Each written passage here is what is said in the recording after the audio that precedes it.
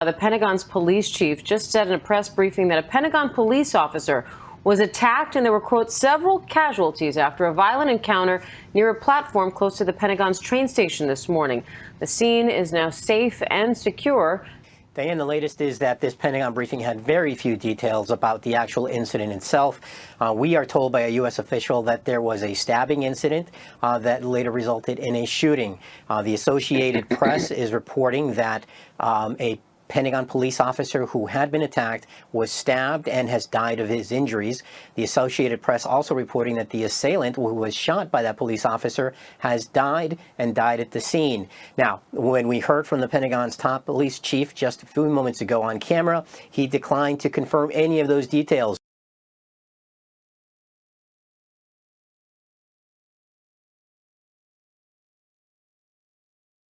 New York's Governor Andrew Cuomo has rejected the findings of a 5-month investigation by the state's Attorney General that found that he sexually harassed multiple women, including senior employees.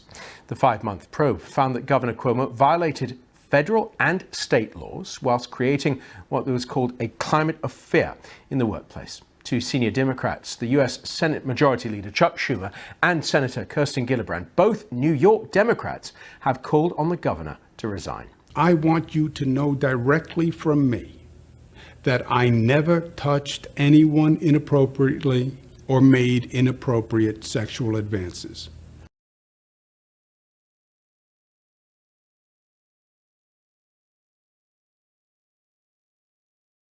Told you about 30 minutes ago is that these are Palestinian factions who shot these rockets, not Hezbollah itself. Hezbollah, of course, has the ability to shoot much more than that.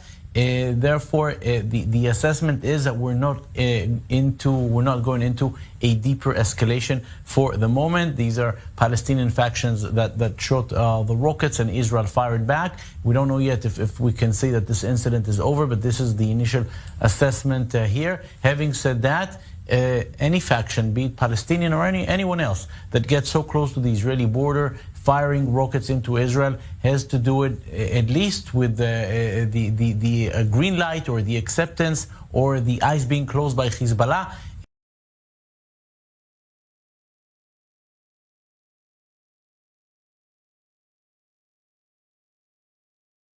The Missouri couple who went viral for waving guns at Black Lives Matter protesters last year has been pardoned by the state's Republican governor. In June, 64-year-old Mark McCloskey pleaded guilty to 1 count of misdemeanor 4th-degree assault, while his wife, Patricia, pleaded guilty to 2nd-degree harassment and a misdemeanor, according to online court records. Both husband and wife were fined and ordered to turn over the weapons used in the incident. Videos circulated on social media last year showed the white couple shouting at what appeared to be an unarmed crowd to keep off their property at the height of the George Floyd protests. Patricia McCloskey pointed a handgun at the protesters while her husband held a semi-automatic weapon. The couple has claimed they were frightened for their lives. A St. Louis grand jury later indicted the couple on felony unlawful use of a weapon and tampering charges, which then President Donald Trump said was an abuse of power.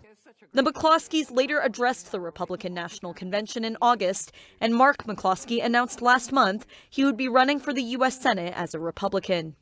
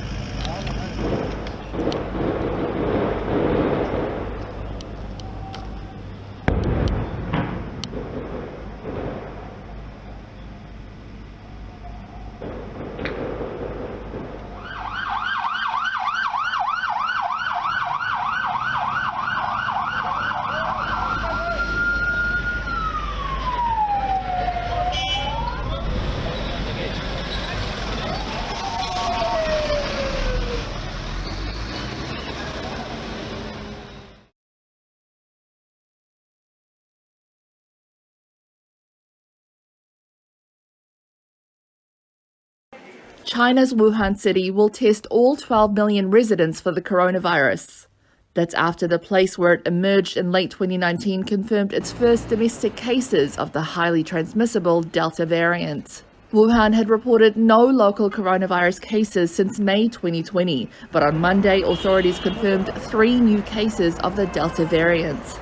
The vice director of Hubei's Provincial Disease Control Center says these were linked to infections found in Huai'an City in Jiangsu province.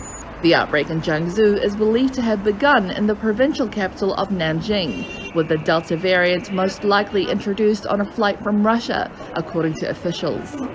Since then, numerous cities in southern China and a few in the north, including Beijing, have reported infections.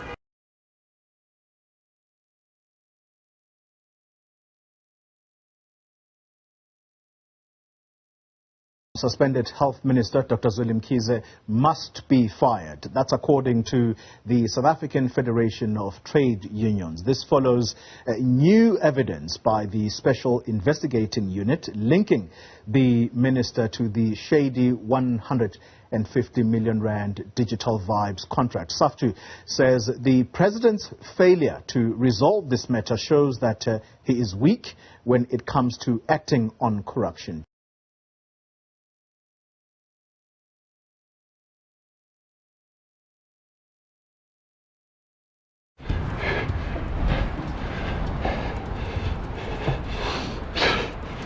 Whoa!